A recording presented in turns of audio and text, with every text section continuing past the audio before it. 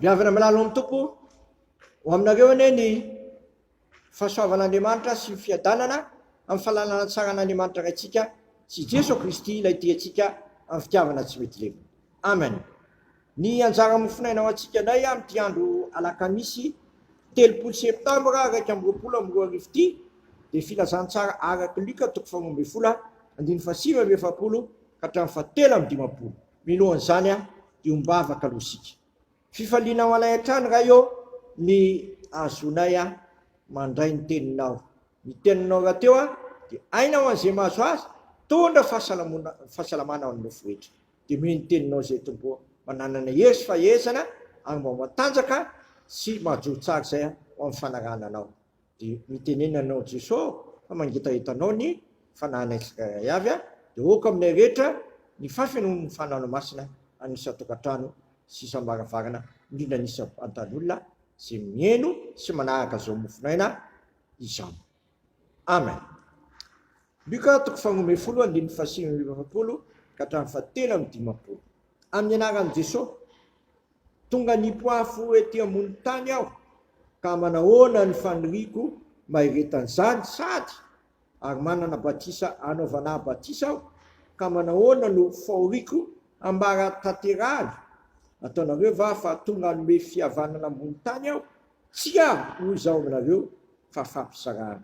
Fa hatramin'izao dia isy 5 isaratsaina ao trano iray ary 3 anoatra ny roa ary 2 anoatra ny 3.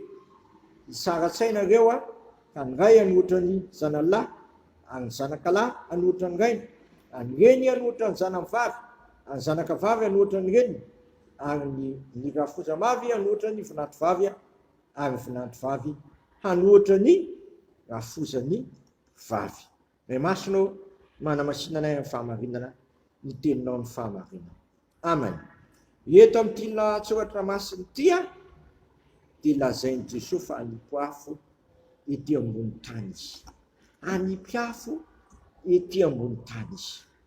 Ny hafiravana dia manana asa anankiroa farafahakeliny. Asa anankiray dia mandevona, asa anankiray dia manadio. Mandevona sy manadio. Eto dia matanjaka be koa ny teny hoe fisarahana. Mila sarahana ny madio sy ny maloto. Ka ny hafa no mahatateraka izany. Jesosy teo dia nilaza fa izy, Jesosy teo dia voatondro hoe izy dia manao batisa amin'ny fanahy masina sy ny hafa.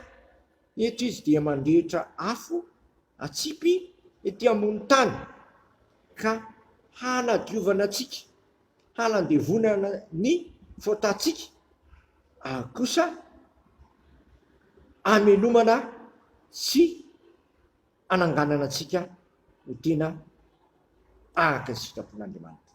Mandra-pahatanteran'izany dia be dia be ny fahoriana misy ety ambony tany.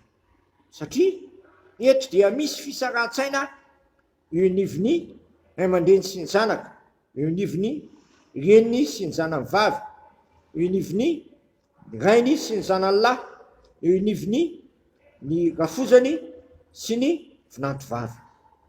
Eo anatrehan'izany mila sarahana amin'ny faharatsiantsika, fa mila kosa diovina ho amin'ny fahamasinantsika. Tsy ho tanteraka anefa izany raha tsy manaika an'i Jesosy dia ampampadio antsika sy mitondra antsika ho amin'ny fahatsarana rehetra. Jesosy Kristy rahateo nianatra antsika hiala amin'ny maizina ho amin'ny fahazavana mahagaga, hiala amin'ny fahafatesana ho amin'ny fiainana, dia ilay fiainana izay misy n'ilay fahatsaran'Andriamanitra sy ankalazana n'ilay nianatra antsika ho amin'ny fahatsarana. Dia amin'izany tokoa ny fiainako sy ny fiainanao mitodika eo amin'ny Kristy ilay tondra ny afony fandevonana ny faharatsiana fa ampadio kosa antsika ho amin'ny araka ny sitrapon'Andriamanitra.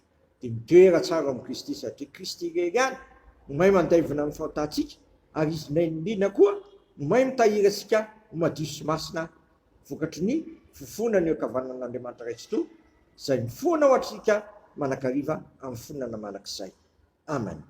Misotranao zay raha eo fa mienao tokoa le zanako lahy tokana zay tonga nanao batisa, tonga natao batisa tamin'ny fahoriana, maty mihitsy izy no fotanay, nalevina mihitsy izy no fotanay, tsangako velona izy ny fanamarinanao anay, ankehitriny izy de mbola mifonao anay mifonana mangizay koa. Areto aty anatinay tompo ny afo mandevina ny faratsiana rehetra, areto aty anatinay ny afo zay mitondra anay amin'ny fahadiovana ka mahatonga anay akalangatsy rehetra sy homakirikoriko amin'ny faratsiana fandroso kosa amin'ny fahatsarana rehetra. Teo aminay manakarivany ny fananao masina sy afo mandevina ny faratsiana fa mampandroso anay kosa amin'ny fahatsarana sy mitarika anay amin'ny fankatoavana anao.